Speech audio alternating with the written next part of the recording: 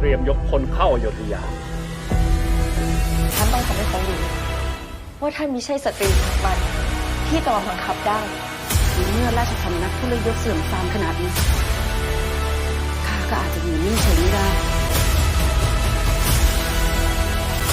ทำให้คนหุบปากได้อย่างแท้จริง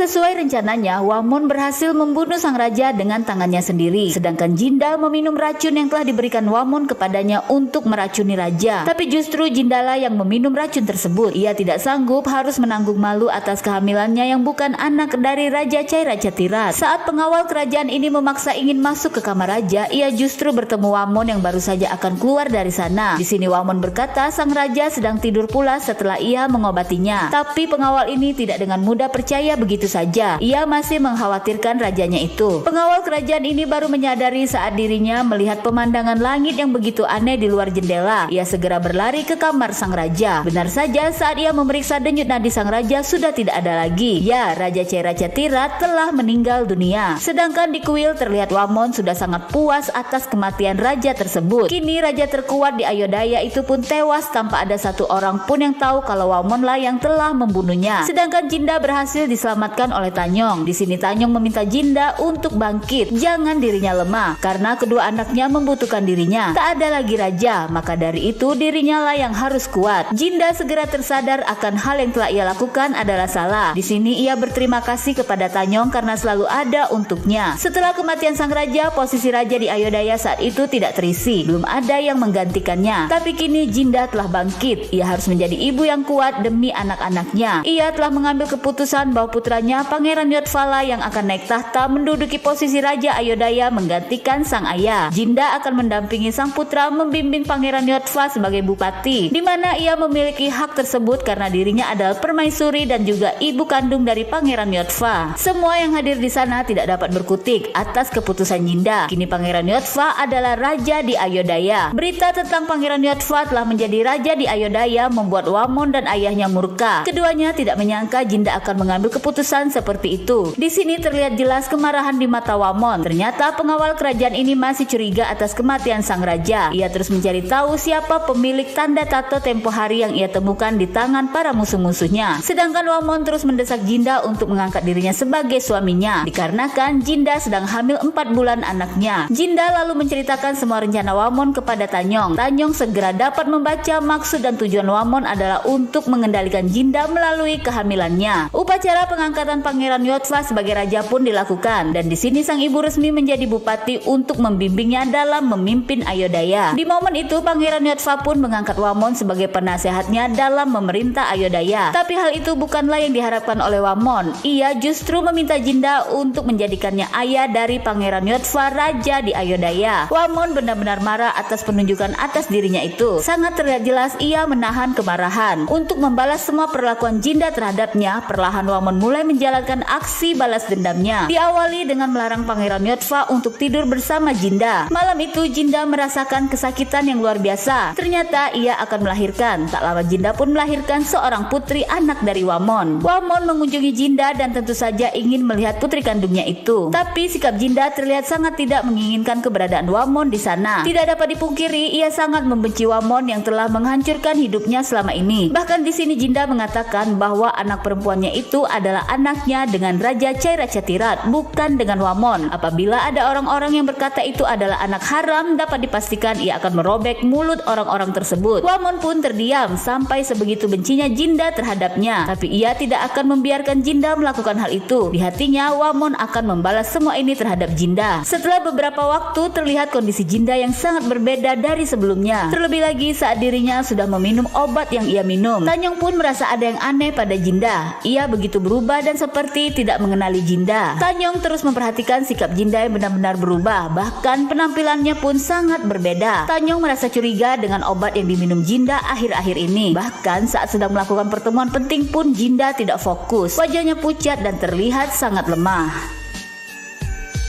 Segera Tanyong mencari tahu obat yang dikonsumsi oleh Jinda selama ini, dan ternyata obat-obatan itu mengandung candu yang dapat membuat orang yang mengkonsumsinya menjadi kecanduan parah dan bahkan bisa sebabkan kematian. Benar saja, saat obat itu habis, Jinda terlihat menggila. Ia berteriak meminta obat itu lagi. Ia lalu bertindak kasar kepada dayangnya demi dapatkan obat itu secepatnya. Di luar kediamannya banyak para pengawal yang menjaga ketat area itu agar orang-orang tidak sembarang masuk menemui Jinda. Baik Tanyong ataupun yang lain tidak bisa lagi bertemu dengan Jinda dengan bebasnya. Ternyata ada Wamon di dalam kamar Jinda. Ia tidak akan membiarkan Jinda bertemu dengan Tanyong atau siapapun. Bahkan Wamon sengaja memanfaatkan kondisi Jinda tersebut dengan memanipulasi semua perintah-perintah yang dikeluarkan di istana itu dengan membubuhi tanda pengenal Jinda di surat perintah. Seakan-akan Jinda lah yang memberi perintah tersebut, padahal semuanya Wamon lah yang memanipulasi. Bahkan Wamon pun mengeluarkan perintah menugaskan pengawal kerajaan ini untuk keluar istana. Secara tidak langsung ia mengusirnya dari istana Ayodhya. Saat pengawal kerajaan ini melihat surat perintah itu, betapa terkejutnya pria ini saat melihat tanda pengenal itu. Betapa terkejutnya pria ini saat melihat tanda pengenal itu sama persis dengan tanda tato di lengan musuh-musuhnya tempo hari yang mencelakai raja. Pria ini sudah dapat menebak bahwa terjadi konspirasi di Ayodhya saat itu. Jinda memanfaatkan jabatannya sebagai bupati dan Wamon telah berkhianat bekerja sama dengan permaisuri untuk menguasai Ayodhya saat itu. Tidak hanya sampai di situ saja kejahatan Wamon. Di sini pun ia meracuni pikiran Pangeran Yodfa untuk mengangkatnya sebagai bupati menggantikan Jinda yang sedang sakit. Benar saja, keesokan harinya di saat mereka semua sedang mengadakan pertemuan, Pangeran Yodfa mengangkat ayah Wamon menjadi penasehat kerajaan menggantikan dirinya. Sedangkan Wamon sendiri menggantikan posisi Jinda sebagai bupati untuk mendampingi Pangeran Yodfa memimpin Ayodhya. Merasa semuanya telah semena-mena dan tidak adil, selir pertama raja ini tidak bisa tinggal diam saja. Ia ingin segera menemui Jinda saat itu. Tapi di saat yang bersamaan, Tanyong mengunjunginya dan menceritakan semua fakta yang telah terjadi di dalam istana Ayodhya dan hal yang sedang dialami oleh Jinda. Mendengar hal itu, tentu saja selir pertama ini benar-benar terkejut dan mereka semua pun bekerja sama untuk segera menyelamatkan Jinda dari tangan Wamon. Malam harinya mereka memulai aksi penyelamatan tersebut dengan cara membius seluruh dayang dan pengawal yang menjaga Jinda di kediamannya. Setelah semua dayang dan pengawal tidak sadarkan diri, mereka semua segera membawa Jinda keluar dari kamarnya. Setelah melihat kondisi Jinda yang sangat memprihatinkan, Tanyong tidak dapat membendung air matanya. Dengan bergegas, mereka semua membawa Jinda keluar dari istana Ayodhya untuk segera diobati oleh tabib kepercayaan Tanyong. Sedangkan urusan di dalam istana, selir pertamalah yang akan mengatasinya. Keesokan harinya setelah tersadar, Tanyong menceritakan semua hal-hal yang telah terjadi di dalam istana tanpa sepengetahuan Jinda. Wamon memanfaatkan kondisi Jinda yang sedang sakit untuk memanipulasi semua surat-surat perintah yang dikeluarkan atas perintah Jinda. Dan saat ini situasi istana Ayodhya benar-benar telah dikendalikan sepenuhnya oleh Wamon dan ayahnya. Mendengar perkataan Tanyong tentu saja membuat Jinda benar-benar terkejut. Jadi selama ini dirinya telah dikuasai sepenuhnya oleh Wamon. Dirinya dikendalikan oleh Wamon melalui obat-obatan yang ia berikan kepada Jinda. Di dalam istana, Pangeran Yodfa dilarang oleh dua orang pengawalnya untuk keluar kamarnya. Dirinya sangat ingin bertemu sang ibu Jinda, tapi lagi-lagi Wamon melarangnya dikarenakan apabila hal itu terjadi maka kondisi Jinda yang sebenarnya akan segera terbongkar. Walau Wamon dan ayahnya telah melarang, tapi tetap saja Pangeran Yodfa ingin bertemu dengan sang ibu yang sangat ia rindukan.